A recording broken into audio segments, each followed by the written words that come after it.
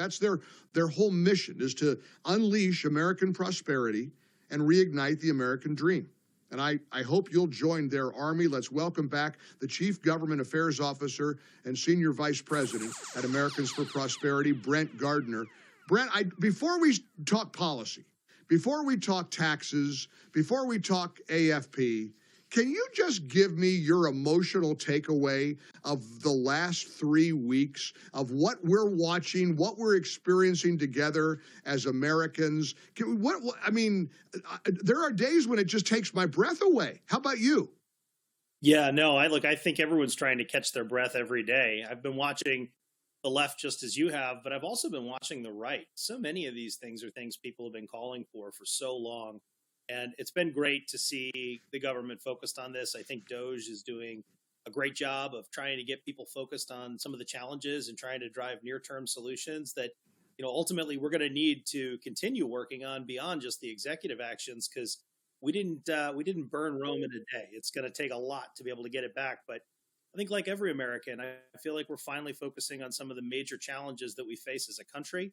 And I think people, at least from the folks that we're talking to, about 30 million of them over the last 2 years, have been looking for this opportunity to really take these challenges to task. And it's going to take organizations like Americans for Prosperity. Like you said, this isn't going to be overnight. This is a marathon, not a sprint. I do want to play for you because I'm struck when you mentioned even Republicans are saying, why didn't we do any of this before? Check out what a couple of former Obama staffers said on their Pod Save America podcast. I think the one guy is Favreau, John Favreau. I don't know the other guy. They both, I think, were in the Obama administration, and listen to their almost begrudging respect for what the Trump administration has accomplished already in 3 short weeks. I've seen the messaging memos, and it's like, the young people, Gen Z, they like Doge and what Elon's doing because, they see government as sclerotic and inefficient, and they like the move fast and break things ethos, and they want to get stuff done, and they like the results. And it's like, yes, of course, we all want that. We all know that government is slow. We all know that government can be inefficient. We all know that the bureaucracy can be bloated. We all worked in White House. We tried to reorganize the government. We tried to find efficiency. It's hard to do. And honestly, some of this is pretty annoying because it's some of the stuff we should have done. Right, yeah. You could do some of this. And like you said, Brent, not only are Democrats saying a lot of this is what we could have done, Republicans are saying that too.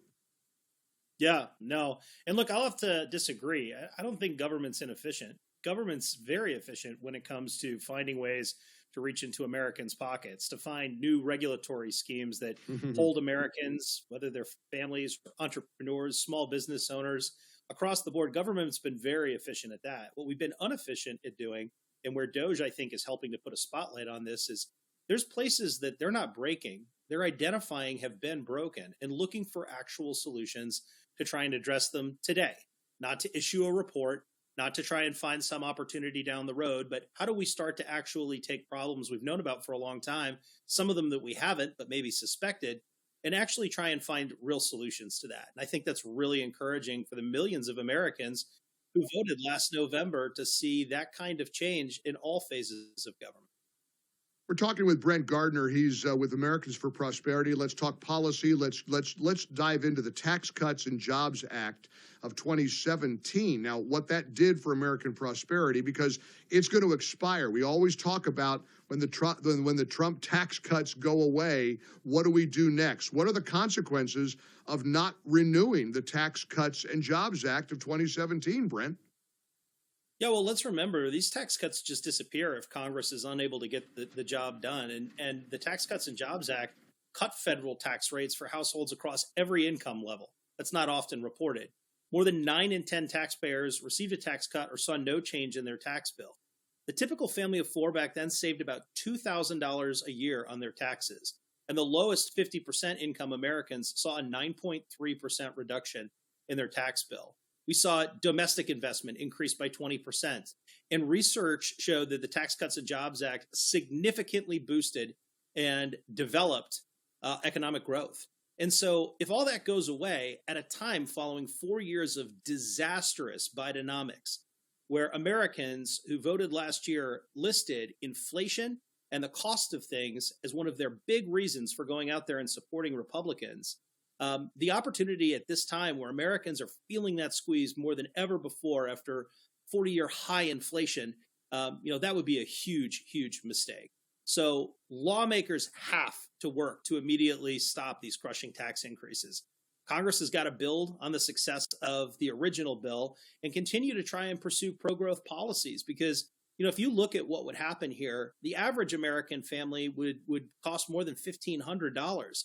But in some states, like some states that we just recently launched ads in, like Michigan and Georgia, it's more like $2,500. That's about 8 weeks of groceries. In Michigan, it's about $2,000, which is about 6 weeks of groceries. This money has real impacts to American families who are really feeling the crunch from the past administration. And I think they're looking forward to Congress being able to get something done about that. Well, and this is where Americans for Prosperity comes into play because you guys are utilizing the grassroots army of Americans to ensure that these tax cuts continue to fuel decades of economic prosperity. I mean, it's just a simple fact. No one can afford a tax hike right now. And Democrats never saw a tax hike they didn't like. This is what they're all about. But there's a new sheriff in town, and again, an organization with the kind of clout that Americans for Prosperity has. Can you talk a little bit about how you're using our audience, the ordinary Americans, to fight back and to make sure that it happens? Yeah, last month we announced a $20 million investment in a program called Protect Prosperity. It's at protectprosperity.com.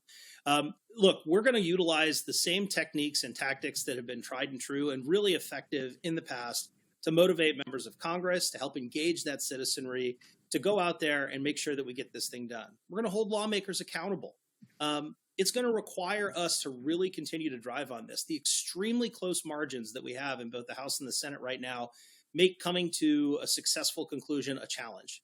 And it's going to require supporting people who are looking at this and are committed to finding a bill that's ultimately going to benefit the American people and having them work together to ultimately get the job done.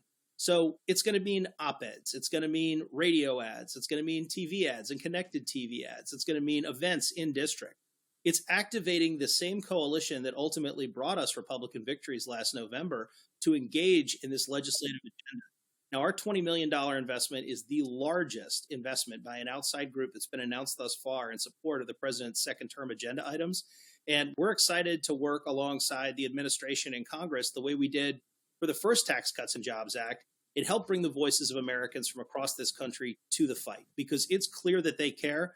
They demonstrated it last November. And based on the action that we see every day, they're committed to getting this done.